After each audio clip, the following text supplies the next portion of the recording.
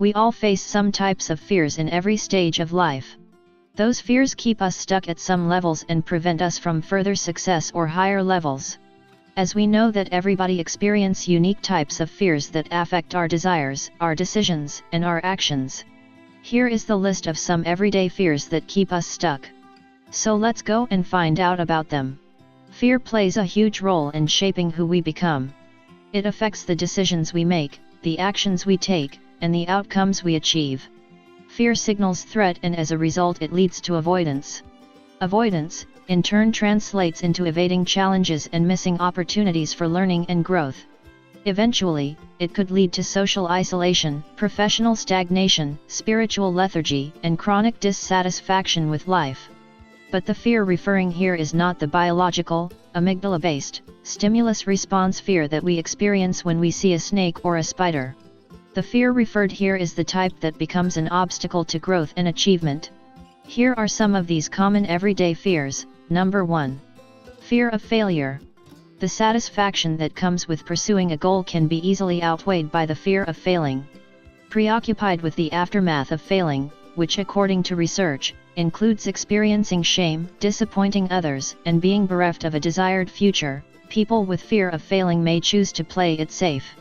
In fact, so safe, that they choose easy goals, set lower standards, avoid challenges, and focus on cutting losses instead of making gains. The fear of failure always remains at the top when they make any decision, whether it is related to business or their personal life.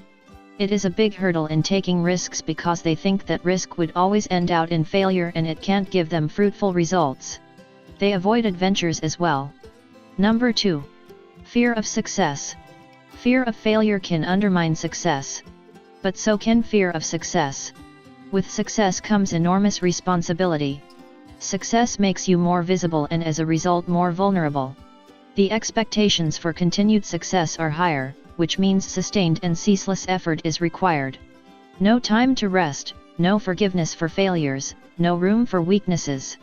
And because success is a process, not a state, the pressure to maintain your title of most successful businessman or whatever that is constant. Success means that you are in the sight of everybody, you are at spotlight, and that causes mental burden because you have to maintain that level of success, or otherwise you might be disapproved. Number 3. Fear of public speaking. Fear of public speaking is often listed among the most common fears, not the biggest fear, as commonly misquoted. Speaking in public is something we do daily, since speaking is our main mode of communication. But public speaking, in the traditional sense of someone on a stage delivering an oration, is rather rare. Between these two extremes, there are many more instances of having to deliver a speech or a presentation in front of an audience, whether speaking involves a class project, a professional conference, or a business meeting. And in those instances, fear of speaking in public can be debilitating. Choosing the safety of public silence instead of conquering the fear of public speaking may translate into fewer opportunities to demonstrate our abilities, lower chances of promoting our ideas, and less likelihood to be seen as a leader.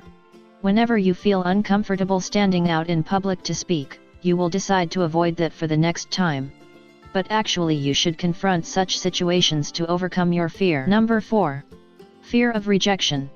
This is the fear of being turned down when what we want is to be included, whether that means being included in the admissions list of an academic institution that we would really like to attend, in the payroll of a company that we would really like to work for, or in the dinner plans of someone we would really want to date. Rejection, research shows, is painful. To avoid the painful consequences of rejection, we may never even make the request, for fear of hearing no, when we really want to hear yes. Instead, we may resort to justification, rationalization, and procrastination. Needless to say, making ultra-safe choices can be a significant barrier to growth. Number 5. Fear of making the wrong decision. This fear is the root of analysis paralysis. Ruminating, collecting data, analyzing the facts, collecting more data, asking others for advice, making charts, lists, and flowcharts, and hoping for some divine intervention that will make the problem go away are some of the characteristics of this fear. Eternal vacillating can have minimal consequences when the choice is what to pick on the menu at a restaurant, but can be daunting when more important life decisions have to be made. We imagine the consequences of a wrong decision to be devastating and irreversible.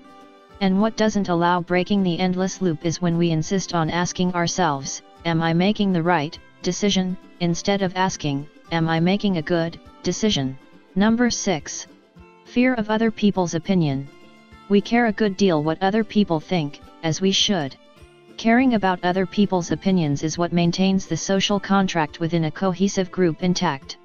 Knowing and respecting social norms is what makes communities stronger, safer, and more stable. But, excessively worrying about what other people think of our opinions, our choices, and our personalities, is an impediment to growth and progress. Fear of what others think has the potential to keep people stuck in careers they don't like, in relationships they don't enjoy, and in life circumstances that don't fulfill them. Here the phenomena of conformity is also involved, as we don't want to make decisions that are not approved by our social circle, or that are against the social norms. So we can't make our own personal choice-based decisions because of this failure. Number 7. Fear of responsibility. While some responsibilities are unavoidable, some are optional and come with a price. A promotion means more responsibilities toward the people you supervise as well as the people you report to. Running your own business means more responsibility to your employees and your customers as well as maintaining ongoing responsibilities to your family and household. Being involved in community activities means more time away from your own schedule and more responsibility toward those whom you serve.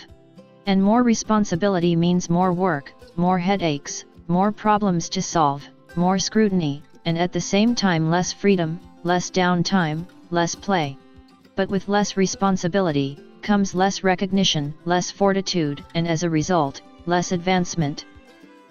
Number 8. Fear of saying the wrong thing. Worry about giving the wrong answer, making a wrong prediction, or believing something that is not supported by evidence are some instances of this fear. While being wrong could simply be a result of not having the facts straight, not being fully present in that moment, or making an off-the-mark assumption, when this fear kicks in, being wrong becomes something bigger. It becomes a metric for self-evaluation. It threatens to expose our weaknesses. It is proof that we are not as smart as we think, not astute enough to have the right answers, not empathic enough to respond to other people's needs. Saying the wrong thing is perceived as embarrassing, humiliating, and disempowering, and could lead to crippling self-doubt. This is the kind of fear that prevents parents from having tough conversations with their children, students from engaging in class participation, employees from speaking up at a meeting, or any one of us from talking to other people at a party. This fear can be harmful for our social interaction, and is damaging for our self-esteem. Number 9. Fear of being exposed as an imposter. This fear, commonly referred to as the imposter syndrome, is the deep doubt of the merit of one's accomplishments. We build an entire platform, business, or career on foundations that we think are shaky, despite our body of work. We are unsure we deserve the accolades we've earned and that we will soon be exposed as frauds. We take on a leadership position, for example, worrying that people will quickly realize that we have no idea how to lead. We write a book, worrying that people will realize how little we actually know about the subject matter. We give a talk, sweating that the audience will leave the room murmuring under their breath, "Who does she think she is?" By failing to acknowledge that our accomplishments are related to our efforts and not to our deception skills, this fear can keep us stuck, stressed, and small. Number 10. Fear of commitment. The world is full of options. There are many jobs to take, many cities to live in, many soulmates to choose from. Making a commitment means foreclosing on all the other prospects, which may be better, bigger, and brighter. To some people, the thought of locking themselves into one option is terrifying.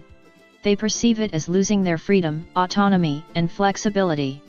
In some cases, committing to a choice becomes a threat to one's identity, as it could lead to being labeled, branded, and pigeonholed in ways that are perceived to be inescapable.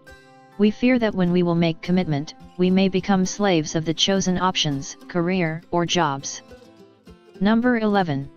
Fear of missing out.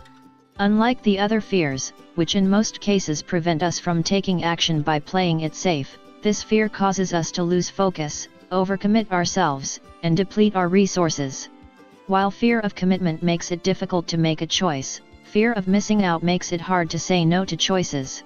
The idea that something important might be lost by refraining from participating, leads us to engage ourselves without much deliberation and to execute without much efficiency. We fear that if this single opportunity would be missed out, then we won't be able to get such opportunity again.